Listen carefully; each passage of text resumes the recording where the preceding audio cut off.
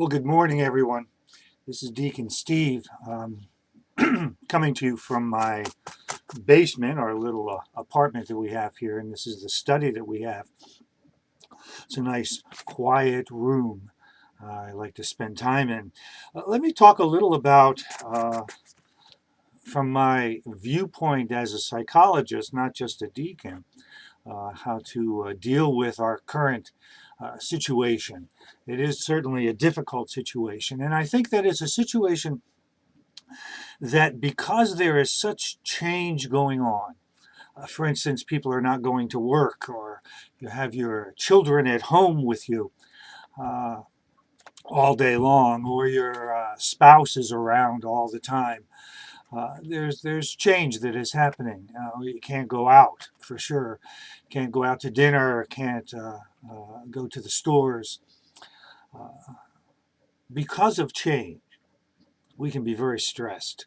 And studies have shown that it's not necessarily negative change that makes it difficult for us, that positive change, even a good positive change as far as a job change, for instance, or moving into a nicer house, whatever, that those things are greatly stressful as well.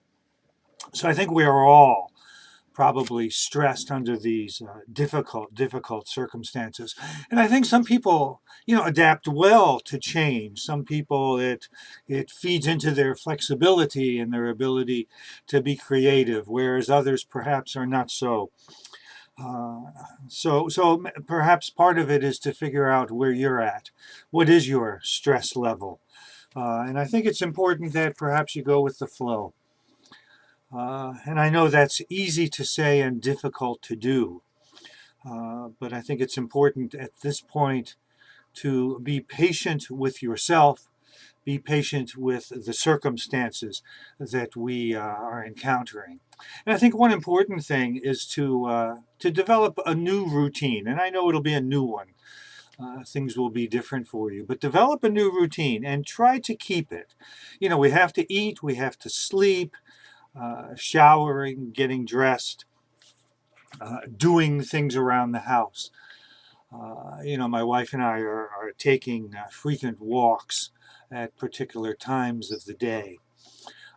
So I think it's important to have a routine and to keep it, and a routine that includes perhaps a variety of activities. Some entertainment. Certainly, I will speak more about prayer in a moment. Uh, but to do a number of things to meet our needs. And I think it's important to know what needs you have. Are you a very social person? Do you need to have a significant piece of your routine connecting with others? And I think hopefully you're connected. Well, I guess if you're watching this video, you're connected to the internet, and that offers a great number of opportunities. Recently I read books to all of my grandkids over the internet, and it was just delightful and great fun to see them. But I think as well, if you have children, making sure that there's a routine concerning homework, concerning intellectual kind of things. Certainly giving them some time to play, to be kids, but also structuring some time for them to use their minds, to grow, to develop, to learn some things. I think it's important that keeping a routine gives us a sense of control, and I think that's probably something that we lose when there is great change. I think it's also important to be realistic about your expectations. I remember early on in this crisis, people were saying, it's going to go away. People were saying that it was not going to be very bad at first when the numbers were very low. But now it looks like it'll be around for a while. We're going to have to deal with this. We're going to have to structure our lives in the face of this coronavirus. So have realistic expectations. And I think what that means is or what can help, I think, in that regard, is the old AA adage to take one day at a time. I think when we are anxious and worried about things, we tend to uh, expect things to go quickly. And let us just deal with what we are facing. I think one important thing is to keep things in the present. We can live in the future, and certainly we can live in the past. I think this calls us to spend more time in the present, to be more aware of what is going on now. There's a great saying of letting go, excuse me, and letting God. I think that's something that's important here, to know what we can change, the serenity prayer, to know what we can change, what we can't change, to know the difference, to be able to handle those things that we cannot change. For instance, my kids got me a pickleball paddle for Christmas, and so early January I was learning the game, learning the skills. That was great fun. At this point, the gym is closed. I cannot do anything about my pickleball skills. I guess if I develop any of them, it's going to be a while before I get back on the pickleball court. So you have to give up. We have to sacrifice. I think that fits well with our being in the middle of Lent. I think it's also hard to predict things. So being in the present is dealing with what we have. And as things come up, we can deal with them. Now, I think it's important to note as well that you're going to get bored, you're going to get tired, you're going to get scared perhaps, we're going to get irritated, certainly be worried and anxious. I think that these are probably normal responses to this circumstance. Experience those feelings. Don't deny them. Don't push them away. Don't be. I'm going to get through this. I'm not going to. I'm going to be strong. This is a difficult situation. So be open about accepting those feelings that come up. Experience them, and then let them go. Perhaps put words to them, say something about them, perhaps keep a journal over this time, but don't let your imagination perhaps go too wild. And I think that it can. We can develop expectations for all kinds of things, and it can get pretty wild and out of control. So just kind of keep it in at a reasonable level. We will get through this. I think it's important to note that this virus can be killed by simply washing your hands. And I know that's not a panacea to everything, but nonetheless, we will get through this difficulty. So have realistic expectations. And I think as well, in being realistic, I'm trying to keep informed about what is going on, what is happening in the world around us. However, I think it's important, and I like this, is to stay informed, but don't be inundated by it. Don't be obsessed by these things. These are certainly difficult times. I remember a kid that I saw in my practice who was watching the Weather Channel 24 hours a day, and every little storm that was in the West Coast he was obsessing about. So please, be informed, watch the news, but don't go overload on it. I think that's something that can be harmful. We can surround ourselves with this information, and that's, we still have to have our lives. We still have to interact with people. We still have to exercise those basic things. I think it's important to note that we're probably all dealing with anxiety. This is not easy for any of us. So we are all in this together, and we do not know what will happen, how this will turn out. The economy is in bad shape as a result of this, but fundamentally, I believe it will come back. But we can't predict. We don't know. So let us kind of hold our expectations in abeyance at this point.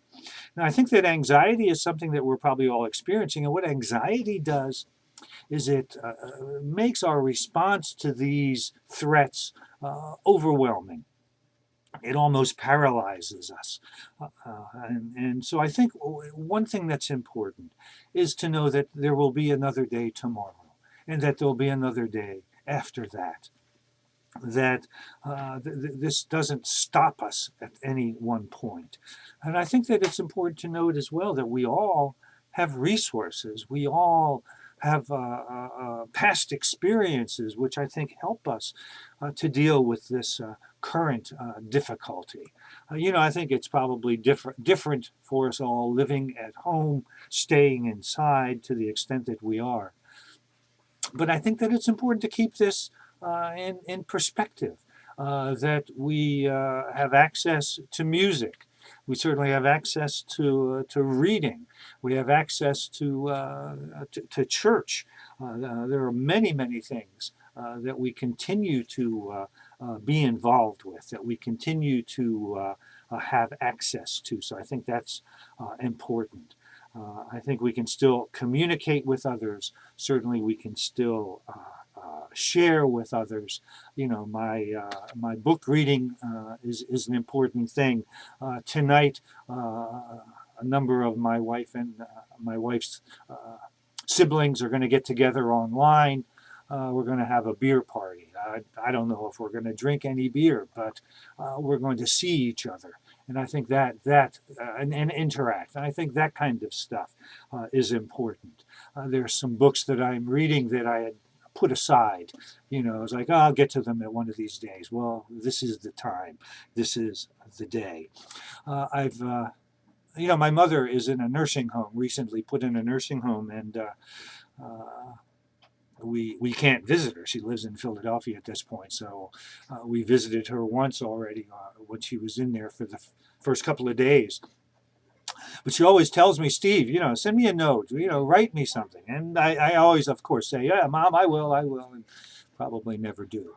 But recently I've sent her several notes, and I'm going to continue to do that. And it's something I probably should have done for a while now. But that's something that, I can't see her, I can't talk with her, but I can connect with her by sending notes. And I think it's important under these anxious circumstances to try to calm ourselves down. Try to breathe, maybe have a mantra, certainly have a word. There's a wonderful religious saying of breathing in Christ's peace. Place yourself in front of the crucifix, place yourself in front of the statue of Mary. Whatever can bring some calm to you. Put something on the computer that's a beautiful scene or imagine a quiet scene somewhere or some situation you were in that was peaceful. I think saying a word, saying quiet, paying attention to your breathing, I think that can counteract. Anxiety agitates the body. Anxiety agitates the mind. And so if we can calm ourselves down by reciting, certainly as I think Father did the rosary this morning, doing the rosary, doing something that is familiar, something that can bring us a sense of peace. And certainly I think that Jesus can do that. And I guess I've got to say that our faith is probably our strongest tool to get us through these difficult days. Our faith has so much to offer. I've been watching Bishop Barron on his daily Mass. When Father has done Mass or when he's presented his reflections, I've paid attention and logged in to the St. Jane website when those things are going on. And if you can't do it if it's hard to find time or to find one that's comfortable, certainly EWTN on TV. There are a variety of ways in which you can encounter the Mass and being in spiritual communion with God. I think Father Carl has done the stations, has done adoration, has offered us several things. I guess I have to say that I am not going out of the house. My granddaughter is greatly compromised as far as her immune system goes, and so we've decided as a family that we have to limit our exposure, that we don't know what would happen to her if she were to get this virus. She would be hospitalized at least. So we are staying home, and I'm not going to be present at any of the Holy Week activities and masses. I'm greatly sorry about that, but I think we've made a decision that that's what we have to do to protect our family. I think also in terms of our faith, now's the time to pray. To pray for the church, pray for the Pope, pray for bishops, pray for Father Carl. Pray for all of our fellow Christians, our fellow Catholics.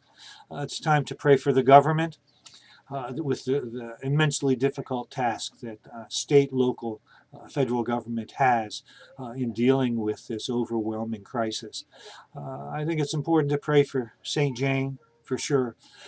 Pray for the people that you know. And I think I would add that it's important to call people. We began what's called a share care ministry, and a number of us, about 20 people, called all those people on the parish rolls who are over 70. Hopefully you received a call. If you're on the list, everyone gave a call and left a message. So I think we're trying to connect. We're trying to do that, and I urge you to do that as well. So develop a prayer routine. Spend some time in the morning. Spend some time in the evening. I think as well, if you've always thought, I'm going to go through John one of these days. I'm going to read Matthew. I'm going to, read the Psalms. Whatever. There are many Bible studies online. So now is the time, especially with, with Holy Week coming up. Now is a time when we need to honor God, honor Christ. We need to walk with him through his passion. We need to experience Good Friday fully in our own suffering and difficulty. I think it will be a little easier to connect with the pain and suffering of Christ. And as well, I think we need to glory in Easter Sunday. For that is a triumph for us. That is something that the world cannot give us. That glorious presence of God who is present in our life. So I think we need to meditate on our beliefs. Getting back to that idea of having a mantra, say something, Jesus, Son of the living God, I am a sinner, pray for me. Doing the rosary, those variety of prayers that the church offers us. Online, there are a number of reflections by priests and theologians, by bishops, by the Pope. I follow the Pope on Twitter, and there are many wonderful comments that he gives. So let us immerse ourselves over this next week, this weekend and this next week, in those things that the church will offer us. God will not forsake us. God is present to us. God is probably holding us up in our suffering, in our difficulty. As he has said, he is with us always. So as we participate in this coming week, let us make it real. Let us give over to it our lives. I remember reading of Jesus on his way to Jerusalem, where he faced Jerusalem. His face was like flint. And I think that's what we perhaps need to do in our faith. We need to be strong. We need to be strong in our belief. We say the creed. Let us live out the creed. In deacon formation, there was a wonderful saying that we acquired, and it was our rallying cry. It was "Gird your loins." Gird your loins. And what that means is that when an Israelite would go into battle, they would take their probably relaxed clothing and tighten it up. Tighten it up so they would be prepared to run, to fight, to battle. I think this is a time for us to gird our loins. So let us prepare ourselves for the coming mysteries of the church, of Christ's resurrection, of Christ's crucifixion, of Christ's trial, of those difficulties that he faced, of the stations of the cross. Let us place ourselves in those stories. Let us place ourselves in our lives. Let us give it over to Christ. Friends, I wish you well. I hope that you stay healthy and safe. We will get through this again at some point. We will meet again at St. Jane. We will shake hands. We will give our peace to each other. We will continue in our traditions. So may God bless all of you. Thank you for listening.